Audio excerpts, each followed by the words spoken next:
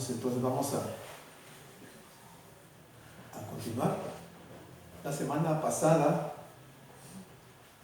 hablábamos que estamos en el día viernes 14 de Nisan. El Señor ha estado en la última cena. Ya hablamos de lo que ocurrió y hoy en la mañana la lección fue bastante interesante. Y al salir de allí, el grupo de sacerdotes, los ancianos, la guardia del templo, llevaron a Jesús con Pilato. Pilato lo interrogó y encontró que él no era culpable de nada, y entonces les comunica al Sanedrín de que él lo va a soltar porque no encuentra ningún pecado en él, nada grave, él no ha transgredido la ley, y que lo va a soltar. La gente se opone a que lo suelten, y Pilato, oyendo que el Señor procedía de una de las regiones de Galilea, inmediatamente piensa que en la región de Galilea el gobernante era Herodes. Herodes había llegado a Jerusalén para celebrar la Pascua también. Entonces Pilato le envía a Herodes al Señor para que él lo juzgue, queriendo él salir de ese compromiso que está, y al ver la insistencia de Sanedrín de que quieren crucificar al Señor. Y el Señor llega con Herodes, y Herodes al verlo, dice que al verlo se pone contento, se alegra de ver al Señor, porque él quería, dice, hacía tiempo quería hablar con él, pero más que hablar con él, quería que el Señor hiciera algún milagro y al verlo. Y el Señor se queda en silencio, no le dirige a él ni una sola palabra, y está entonces presto a regresar al Señor. Y es ahí donde nos quedamos. Dice Lucas 23, estamos en Lucas capítulo 23, el versículo 9, dice: y le hacía muchas preguntas Herodes al Señor. Le hacía muchas preguntas, pero él nada le respondió. Lástima que el doctor Lucas no nos dice en qué consistieron esas preguntas, qué era lo que le interesaba a Herodes saber, y que el Señor no le contesta ni una sola palabra, no le dice ni una sola palabra, se queda en silencio. Pero esto no es más que el cumplimiento también de algunas otras profecías o algunas escrituras. Por ejemplo, el Salmo 39:1 dice: yo dije, atenderé a mis caminos para no pecar con mi lengua, guardaré mi boca con freno en tanto que el impío esté delante de mí. Y el versículo 2 dice: enmudecí con silencio, me callé aún respecto de lo bueno, y se agravó mi dolor. Y el versículo 9 dice: enmudecí, no abrí mi boca, porque tú lo hiciste. O sea que el Señor, en este momento que está frente a Herodes, está dando cumplimiento a esta escritura que está en los Salmos, y no le dijo ni una sola palabra. Es muy significativo que en todos los interrogatorios que tuvo el Señor, solo con Herodes se negó a hablar, porque a Pilato sí le habló. Le habló al Sanedrín, habló con los sacerdotes, habló con todos, pero con Herodes no le habló. Y decíamos que es importante y es muy significativo ver que el Señor no le dirige ni una sola palabra a Herodes. En una parte de los evangelios, en Lucas capítulo 19, dice que el Señor vino a buscar y a salvar lo que se había perdido. Y Herodes era una persona que estaba perdida, necesitaba de salvación, pero el Señor no le dice ni una sola palabra, no tiene ni el más mínimo interés en hablarle del reino de Dios para que él pueda ser salvo, sino que él guarda silencio. Y uno podría preguntarse, ¿por qué el Señor no quiso hablarle a Herodes? El Señor no tuvo una sola palabra para Herodes. Herodes había llegado muy lejos, demasiado lejos, al punto de no retornar. Y se encaminaba hacia una eternidad perdida. O sea, él iba directamente al infierno. Y el Señor lo sabe y no le dice nada. No le advierte nada. Ya antes, en el capítulo 13 de Lucas, habían llegado los fariseos a decirle al Señor que se fuera de la región porque este Herodes quería darle muerte. Y el Señor les responde a ellos y le dice: díganle a esa zorra, yo echo demonios, sano enfermos. Y vimos el significado por qué usa él esa figura del zorro, ¿verdad? Y él dice: díganle a esa zorra, refiriéndose a Herodes. Ahora que está frente de él, no le habla y él sabe que Herodes va camino al infierno. Él era miembro de la conocida familia que llevaba su nombre, pero el Señor no hizo ningún, pero ni uno solo de los esfuerzos para salvarle. Eso nos enseña algo. Porque muchas veces nosotros queremos ser más misericordiosos que Dios. Y hay personas a las cuales han nacido para ir al infierno. Por ejemplo, Judas. De Judas, la Biblia, la escritura ya decía, cuando el Señor hizo aquella oración del capítulo 17 de Juan, donde dice: Padre, de los que me diste, ni uno solo se perdió, excepto el hijo de perdición. Y cuando Judas estuvo ahí en la última cena, y que sale, que el doctor nos lo explicó hoy en la mañana, el Señor lo apura, le dice: lo que has de hacer, hazlo pronto. Y el Señor sabía que Judas ya había negociado su vida, le habían dado 30 monedas de plata por la vida del Señor, y Judas sale y se va, y como decía el doctor, ya no retornó nunca al lugar donde estaban reunidos. Pero el Señor no le dijo nada a Judas.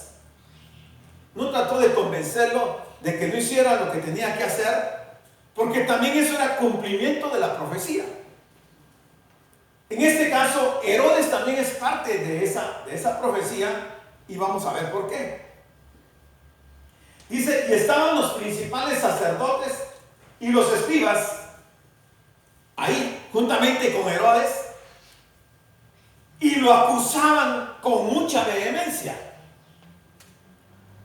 Por supuesto que todas las acusaciones que hacían del Señor, todas eran falsas.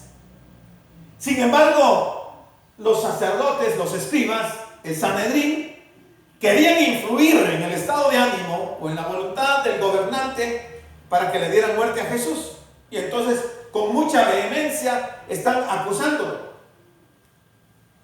Y entonces Herodes, dice, con sus soldados, al ver la negativa del Señor, que no le habla, llama a sus soldados y menospreció y escarneció al Señor. Lo vistió de una ropa espléndida y se lo regresó a Pilato, vestido así. Recordemos que ya en esa noche, en la madrugada de ese día, que era día viernes, cuando lo fueron a apresar al Señor, que estaba en el huerto de Getsemaní, lo llevaron a la casa del sumo sacerdote y lo habían golpeado brutalmente, que le habían roto su cara, su nariz, y él sangraba. Y él está en esa condición ahí frente a Herodes.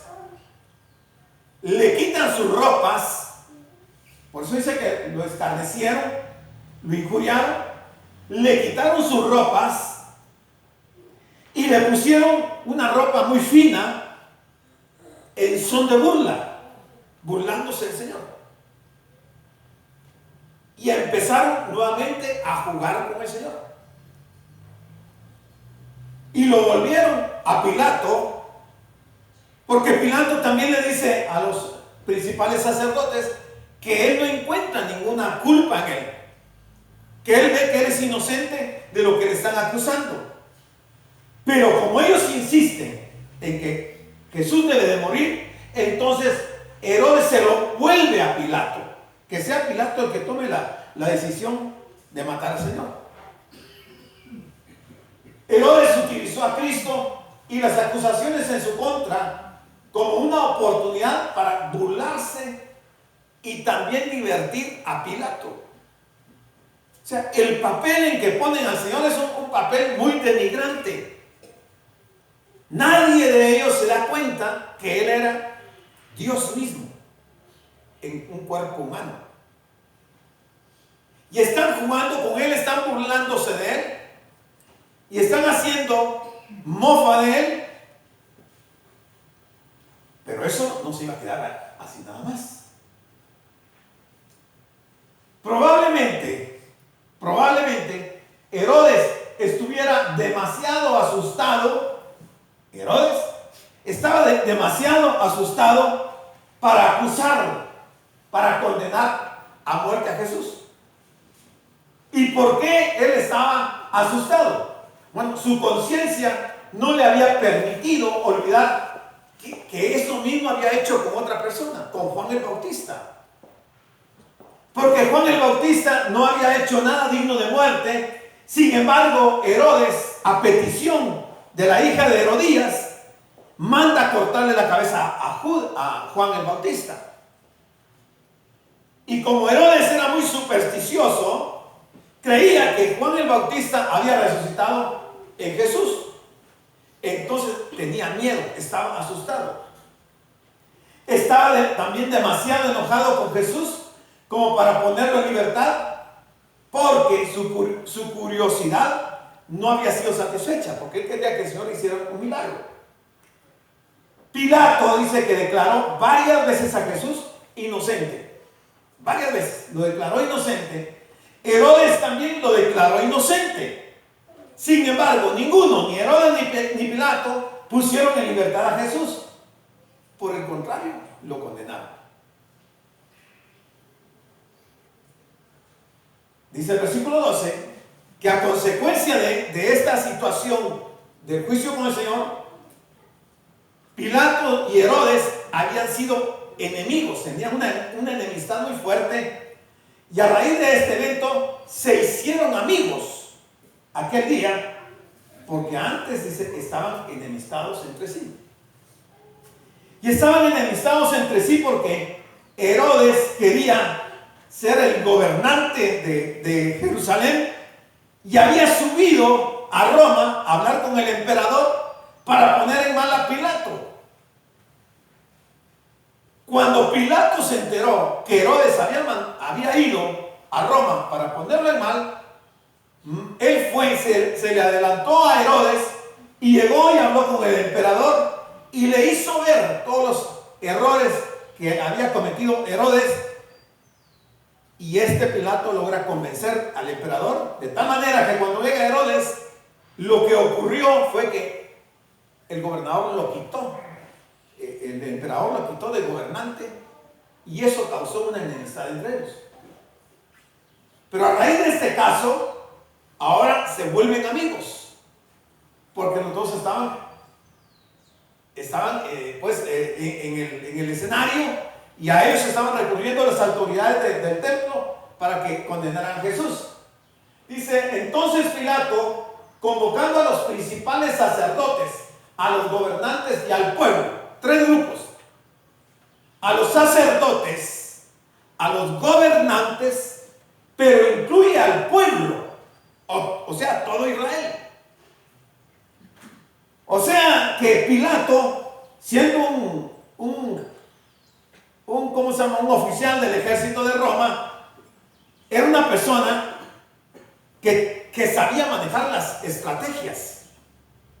Y él piensa para sí como una estrategia, para este caso, de llamar al pueblo, porque sabe que ante la presión del pueblo contra el Sanedrín, la gente va a decir que suelten a Jesús. Sin embargo, eso no iba a ocurrir. Pero él lo piensa y los convoca a todos, a los tres grupos. O sea que Poncio Pilato incluyó al pueblo porque pensaba que en su presencia el Sanedrín no tendría el valor de insistir en la crucifixión del Señor. Esa era su estrategia. Entonces, dirigiéndose a ellos, les dijo: me habéis presentado a este como un hombre que perturba al pueblo. Pero habiéndole interrogado yo delante de vosotros, no he hallado en este hombre delito alguno. Lo está declarando inocente. Y lo está haciendo delante de los gobernantes, delante de los sacerdotes y delante del pueblo. Y aquí era donde Pilato esperaba que hubiera una reacción del pueblo. Y dice: no he hallado a este hombre delito alguno de aquello que le acusáis. Y ya vimos todas las acusaciones que habían presentado en contra del Señor. Pero nuevamente dice: no hay delito en él. Entonces Pilato hace dos asombrosos anuncios. Uno: nada he encontrado en este hombre como para comprobar los cargos que habéis hecho en contra de él. El segundo: nada que merezca pena de muerte ha sido hecho por él. O sea, en esta ocasión ya Pilato ha llegado a 5 veces en que declara públicamente la inocencia de Cristo. Y es que realmente era inocente. Pero como la presión de los religiosos estaba muy fuerte y querían que mataran al Señor, Pilato no se atreve a soltarlo. Herodes llegó también a la misma conclusión. Jesús es inocente con respecto a los cargos que fueron presentados en su contra. Los dos coinciden en ver que Jesús no es culpable. Y dice: y ni aun Herodes, porque os remití a él, y aquí nada digno de muerte ha hecho este hombre. Lástima que tanto Herodes como Pilato no tuvieron el suficiente carácter para imponerse ante el grupo del Sanedrín y hacer valer la opinión de ellos dos, porque lo han juzgado y lo han encontrado inocente. Pero vimos que eso no era posible, no se iba a dar nunca, porque tenía que cumplirse la profecía. Habíamos visto que de acuerdo a algunas profecías, especialmente la de Daniel, capítulo 9, que decía que en la semana 69 de las 70 semanas que se le mostraron a Daniel con respecto al pueblo de Israel, en la semana 69, o sea, en el año 483 de esas semanas, se le tenía que quitar la vida al Mesías. Y ese 14 de Nisan, ahí en Jerusalén, después de que el Señor participa de la última Pascua y la primera cena, y que sale para el huerto del Getsemaní y que lo apresaron y lo llevan, se estaba cumpliendo esa semana 69. Entonces él tenía que morir de acuerdo a la profecía, porque se está llegando exactamente a la fecha de cumplimiento de esa semana 69. Entonces Pilato le dice, estando ahí toda la gente, los gobernantes y los sacerdotes, le dice: le soltaré pues después de castigarle. No había razón para que lo castigara tampoco. Sin embargo, él quiere quedar bien con los religiosos.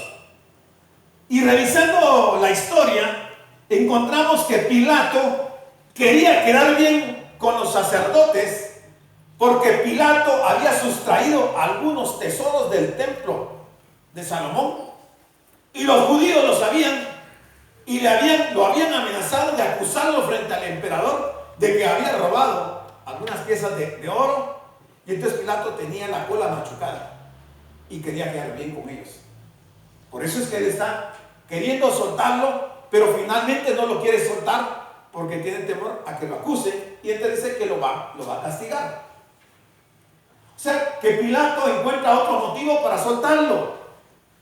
Pero mientras está sentado en el tribunal, en ese momento, su esposa le envía un mensaje y le dice: no tengas nada que ver con este hombre justo. ¿Por qué? Dice: hoy sufrí mucho en un sueño a causa de él. O sea que la mujer de Pilato esa noche anterior había tenido un sueño y, según ella, le dice a Pilato: ha sufrido mucho por ese sueño, y le recomienda que no tenga nada que ver con ese hombre justo.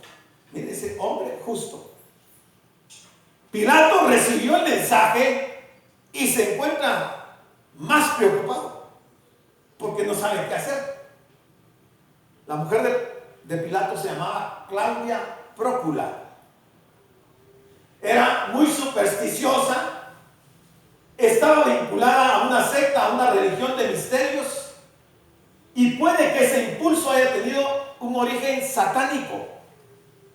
Esa advertencia no llegó de parte de Dios. Si ella hubiera sido una mujer justa, habría averiguado y descubierto más detalles sobre Jesús. Sin embargo, no lo hizo así. O sea, que debió ser una mujer simplemente supersticiosa que le pidió a su marido que no tuviera nada que ver con Jesús. A raíz de ese sueño que ella tiene, ella manda ese mensaje. Pilato, por costumbre, por tradición, sabía que en las fiestas de Pascua se acostumbraba a soltar a algunos de los presos. Decía que tenía necesidad de soltarles uno en cada fiesta. Pero dice que toda la multitud dio voces a una y dijeron, o sea, cuando Pilato le dice que lo va a soltar, pero que lo va a castigar, entonces la gente reacciona violentamente y entonces empiezan a dar de voces, todos juntos ahí, y le decían a Pilato: fuera con este y suéltanos a Barrabás. Esto iba a ser cumplimiento de otra profecía. Pero ellos están pidiendo que a Jesús lo lleven a la muerte, pero que suelten a Barrabás. Más o menos así ha sido la escena. Ahí tienen al Señor frente a Pilato. Pilato está hablando con el pueblo. A este lado, ahí está Barrabás. Los está mostrando y la gente pide que le suelten a Barrabás. Este Barrabás había sido echado en la cárcel por sedicioso y también por ser un hombre homicida. Había matado gente, pero se levantaba en contra del Imperio Romano, y entonces lo han metido a la cárcel, y ahora la gente está pidiendo que le suelten al bandido en lugar de que suelten a Jesús. Entonces les habló otra vez Pilato, queriendo soltar a Jesús. Él en su interior quería soltar a Jesús, pero la presión es demasiado fuerte para él. Ellos volvieron a dar voces diciendo: crucifícale, crucifícale. Pilato está encerrado, no sabe qué hacer, qué decisión tomar. Y es que, hermanos, en la vida, no solo en la vida secular, sino que en la vida religiosa, constantemente tenemos que estar tomando decisiones. Algunas veces, como Pilato, tomamos pésimas decisiones. Pésimas decisiones. Contra toda lógica, contra toda razón, tomamos malas decisiones. Pero el tomar malas decisiones traen consecuencias. Claro que en ese momentito a Pilato no le ocurrió absolutamente nada por la mala decisión que va a tomar. Pero dígame, hoy, ¿dónde está Pilato? ¿Dónde está Pilato el día de hoy? ¿Dónde está Herodes el día de hoy? ¿Dónde están los sumos sacerdotes y todo el grupo de sacerdotes de aquel tiempo que acusaron al Señor, ¿dónde están el día de hoy? Todas las decisiones tienen consecuencias. Pilato se dejó influenciar, porque a veces nos sucede a nosotros mismos, nos influencian las presiones de los grupos y nos hacen tomar decisiones equivocadas, que vamos a tener que pagarlas carísimo. Le decían a Pilato, crucifícale, crucifícale. Él le dijo por tercera vez, pues ¿qué mal ha hecho este? Ningún delito digno de muerte hallado en él. Le castigaré pues y le soltaré. Parecía que Pilato sí tenía el carácter para hacer valer su autoridad y la ley, porque también estaba de acuerdo a la ley. Pero por otro lado, el tener la cola machucada le hacía que tenía que cambiar su decisión. Dice, mas ellos, o sea, todo el pueblo, instaban a grandes voces pidiendo que fuese crucificado. Y las voces de ellos y de los principales sacerdotes prevalecieron. ¿Prevalecieron contra qué? ¿O contra quién? Contra la gente que no estaba de acuerdo. Porque así como había mucha gente que quería que el Señor fuera crucificado, había un grupo de personas que no estaba de acuerdo con eso. Pero ellos prevalecieron, los que querían que el Señor muriera, prevalecieron sobre los otros. De manera que, dando esas voces, estando incluidos los principales sacerdotes, entonces Pilato dicta sentencia. Y al dictar sentencia, dice que se haga lo que ellos pedían. Pero era injusto. No era correcto. No era culpable el Señor de lo que le acusaban. Sin embargo, ante la presión, él cede y entonces dice en su sentencia que se haga de acuerdo a lo que ellos están pidiendo. Y en ese momento le soltó a Barrabás, aquel que había sido echado en la cárcel por sedición y homicidio, a quien habían pedido, y entregó a Jesús a voluntad de ellos. Hermano, si ya en la casa del sumo sacerdote lo habían golpeado brutalmente al Señor, ahora que Pilato los deja en libertad de hacer lo que ellos quieran, era como una partida de perros rabiosos que se van a lanzar sobre su presa para despedazarla. Se los entregó a voluntad de ellos. Lucas 22 dice, a la verdad el Hijo del Hombre va según lo que está determinado, según lo que está determinado. Pero ¡ay! De aquel hombre por quien es entregado. Nosotros hemos aplicado este versículo a Judas.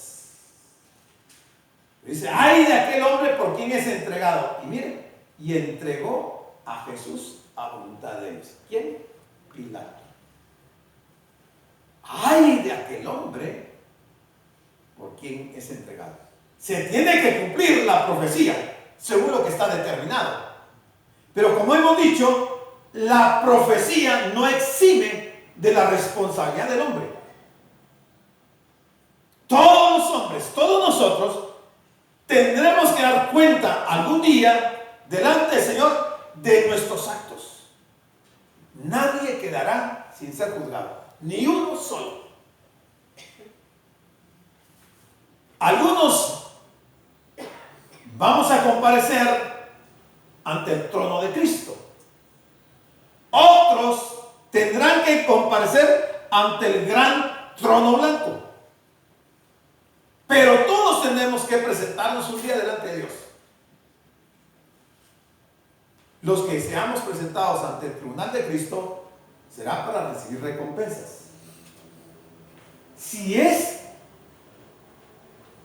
que nos corresponda alguna recompensa. Porque según lo dice Pablo en 1 Corintios capítulo 3, versículos 12 al 15, que el fundamento está puesto, que es Cristo, y que cada quien mire cómo sobreedifica.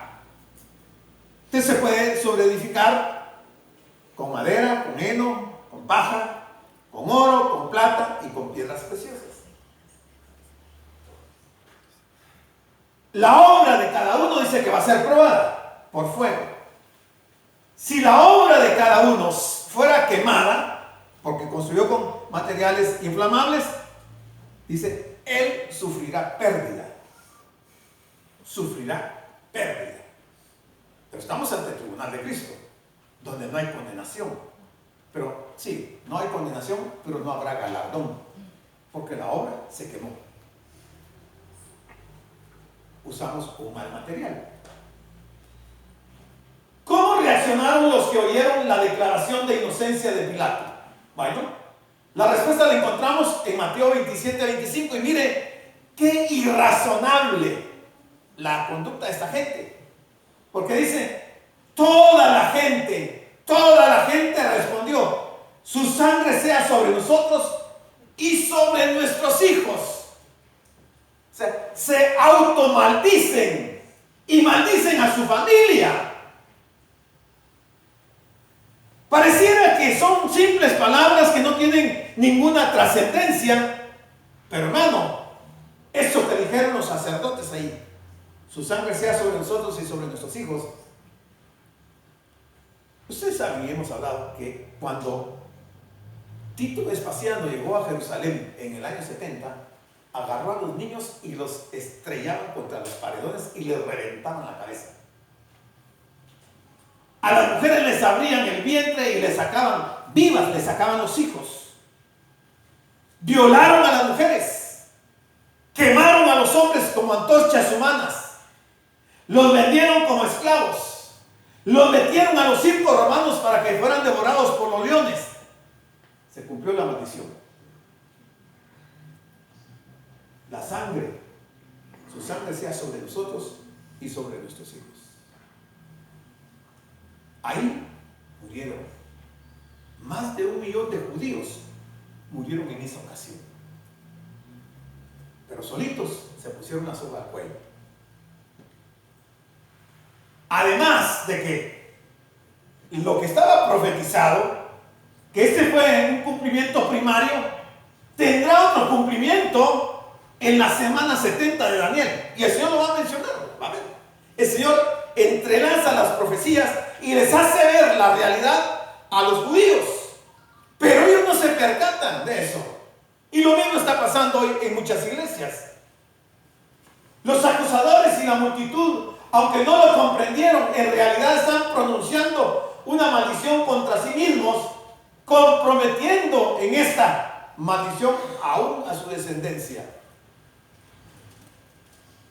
Mateo 27 dice, entonces los soldados del gobernador, entonces los soldados del gobernador llevaron a Jesús al cuartel del gobernador y se reunió alrededor de él toda la compañía. ¿Qué compañía? Los soldados, cuantos habían disponibles. Notemos esa palabra, toda compañía. Una compañía estaba compuesta de 600 soldados. 600 hombres. Entregaron al Señor a los 600 soldados romanos. Se reunieron alrededor de él con la intención de divertirse, matándolo vivo. Deseaban satisfacer sus impulsos sádicos. ¿Qué es el sadismo? Es la crueldad que produce placer a la persona que lo inflige. Querían tener algo de diversión a costa del rey de los judíos. Se divirtieron con él aquel día, aquel viernes 14 de Nisan. Pero ¿dónde están esos soldados el día de hoy? ¿Dónde están los sacerdotes? ¿Dónde están los gobernantes? ¿Dónde están los miembros del Sanedrín? Entonces le soltó a Barrabás, pero hizo azotar a Jesús y lo entregó para ser crucificado, para ser azotado. Y ser azotado era una tortura horrible. Ustedes lo vieron desde hoy. Cuando se estaba dando la escuela dominical, vieron ahí las escenas de qué es lo que están haciendo con el Señor. Le propinaban una golpiza con palos en las piernas que les reventaban los tendones al Señor. Le rompían la piel, las venas se rompían y empezaban a sangrar abundantemente, y con el azote le pegaban en las espaldas, que lo tenían amarrado y la espalda estaba tensa, y ese azote, que tenía bolas de bronce y pedazos de hueso afilados, se clavaban en la piel y al jalarlo arrancaba la piel, la arrancaba. Literalmente dice que en algunos casos quedaban expuestas las vísceras de la persona, se veían las entrañas de la persona, porque rasgaban la piel totalmente. Ese azote romano consistía en un corto mango de madera al que estaban atadas varias correas en los extremos, provistos con trozos de plomo o bronce, pedazos de hueso muy aguzados, o sea, muy afilados. Los azotes se dejaban caer especialmente sobre la espalda de la víctima, que estaba desnuda y encorvada. El resultado era que a veces la carne era lacerada a tal punto que quedaban a la vista venas y arterias interiores, y a veces aún las entrañas y los órganos internos aparecían por entre las cortaduras, que con frecuencia resultaban en la muerte. Hermano, lo que el Señor sufrió, no hay palabras para describirlo. Lo hicieron pedazos, lo trituraron literalmente. Pero era el cumplimiento de Isaías 53. Pero lo que Él pasó, ¿con qué necesidad tuvo que ir a ese sacrificio? ¿Por qué Él estuvo dispuesto a ir voluntariamente a dar su vida? Por una sola cosa: por amor. Por amor a usted y a mí. Sin embargo, si vemos nuestras actitudes, nuestra conducta como cristianos, en algunos casos deja mucho que desear. No hay conciencia de lo que el Señor sufrió para que nosotros seamos salvos el día de hoy. Y volvemos a despedazar a Jesús con nuestras actitudes. Lo laceramos, lo golpeamos, pisoteamos su sangre, lo tenemos en poco. Pero vendrá el día que estaremos frente a Él. Se los aseguro, vamos a estar frente a Él. Ahí lo tienen. Lo tienen amarrado con cadenas a un poste. El soldado romano descarga con toda su furia el azote y le despedaza la espalda. Así terminó el Señor, en un charco de sangre, y los hombres cansados de darle latigazos y de romperle todo su cuerpo. Su cuerpo ya no aguantaba el dolor. Fue tan fuerte el sacrificio, la tortura a que fue sometido, que yo no entiendo por qué no murió ahí. Ahí debe haber muerto, pero no murió. Pilato saca a Jesús ante la multitud. Él está gravemente herido y aún lleva la corona de espinas, lleva la túnica de púrpura. A la vista del público aparece un espectáculo desgarrador que resulta sobrecogedor, porque expresa un horror, una pena, un sufrimiento muy grande. Jesús lleno de sangre, cubierto de heridas abiertas, su imagen ya no era la de un ser humano. Los principales sacerdotes y oficiales, cuando ven a Jesús en esa condición, gritan: crucifícale, crucifícale. Hermano, ya lo han medio matado, pero están pidiendo que lo crucifiquen. Entonces los soldados, ya terminado su juego, porque era un juego para ellos, ahora quitan a la víctima de sus atuendos reales y le vuelven a poner sus propias ropas, y entonces lo llevan para ser crucificado. Es viernes 14 de Nisan, alrededor de las 9 de la mañana.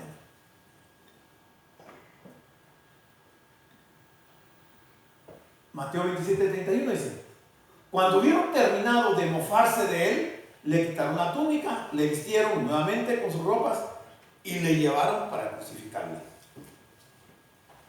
Marcos 15 nos dice: comenzaron luego a saludarle, a burlarse de él, y le decían: salve, hincaban la rodilla, salve, rey de los judíos. Lo han despedazado. Salve, rey de los judíos. Le golpeaban en la cabeza con una caña, y él tenía la corona de espinas, y cada golpe las espinas penetraban más profundamente en su cabeza, ocasionando un dolor indescriptible. Sus espaldas deshechas, sus piernas reventadas, su cara destruida por los golpes. Ahora le pegan con una caña, le escupen en el rostro, y pues de rodillas hacían reverencias: salve, rey de los judíos. ¿Dónde están hoy? ¿Estarán rodilla hincada delante del Señor diciéndole: salve, rey de los judíos? Están ardiendo en el infierno. Se acabaron las burlas, se acabó la humillación que le hicieron al Señor. Jesús, después de soportar los 40 azotes, porque eran 40 azotes, los que desgarraron su espalda, su torso y sus piernas, soportando terribles dolores indescriptibles, tuvo que cargar la pesada cruz, y al estar en el monte Gólgota sufrió los clavos en sus manos y sus pies. Su rostro estaba desfigurado, además llevaba la corona de espinas. Su cuerpo era incapaz de soportar más dolor, ya no soportaba más dolor. Finalmente entregó el espíritu y una lanza atravesó su pecho. La profecía se cumplió.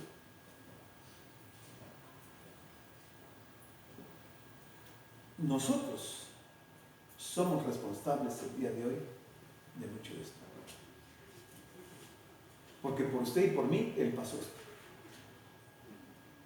Si no reconocemos, si no apreciamos el sacrificio que Él hizo, junto con esos soldados vamos a ir a parar eternamente, eternamente, y de ahí nadie nos sacará. Le pusieron la cruz.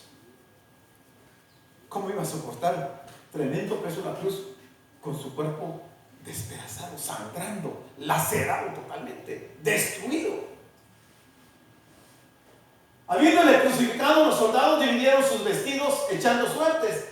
Con toda probabilidad los 4 soldados se reparten las 4 prendas de vestir, o sea, el cobertor de la cabeza, las sandalias, el cinto y el manto. Arrojaron los dados, según decía Juan 19:23, se cumple otra profecía. La túnica sin costuras de una sola pieza, toda tejida de arriba a abajo, también es sorteada, todo en conformidad con la profecía de Salmo 22:18. Se están cumpliendo una serie de profecías en este acontecimiento de la muerte del Señor. Sin embargo, hay que recordar que los sufrimientos de este varón de dolores no fueron solamente intensos, sino que fueron también vicarios. O sea, Él nos sustituyó a nosotros en esa posición. Y dice Isaías: herido fue por nuestras rebeliones, molido por nuestros pecados, el castigo de nuestra paz fue sobre Él, y por su llaga fuimos nosotros curados. Algunas gente dice: hermano, pero Eso es mentira, eso no es así. Ahí dice que por su llaga fuimos nosotros curados y yo sigo enfermo. El lenguaje del Señor no es un lenguaje humano, es un lenguaje espiritual. Cuando Él dice que por su llaga fuimos nosotros curados, de la enfermedad más grave que debíamos de ser curados era del pecado. El pecado no hay ningún médico sobre la tierra que lo pueda curar. Y cuando Él fue a la cruz, sanó todas nuestras enfermedades del pecado. Él está hablando en un lenguaje espiritual. Lo llevaron, tomaron a cierto Simón. Mire, qué curioso, ¿ah? ¿Cuántos Simones intervienen en este proceso? Señor, vimos que el Señor estuvo en la casa de Simón el fariseo, donde fue la mujer pecadora a besar sus pies y a llorar y a ponerle un perfume. Estuvo en la casa de Simón el leproso, al que él sanó de lepra, y ahí llegó María y virtió también un frasco de perfume sobre él. Vimos también en este caso hay otro Simón. Este es un cireneo, de Cirene, dice, que venía del campo y le pusieron encima la cruz para que la llevase tras Jesús. Ese día, muy de madrugada, este Simón probablemente era agricultor, fue al campo, fue a trabajar la tierra, nunca se imaginó lo que iba a ocurrir en Jerusalén. Cuando terminó la jornada, al filo del mediodía, regresa a la ciudad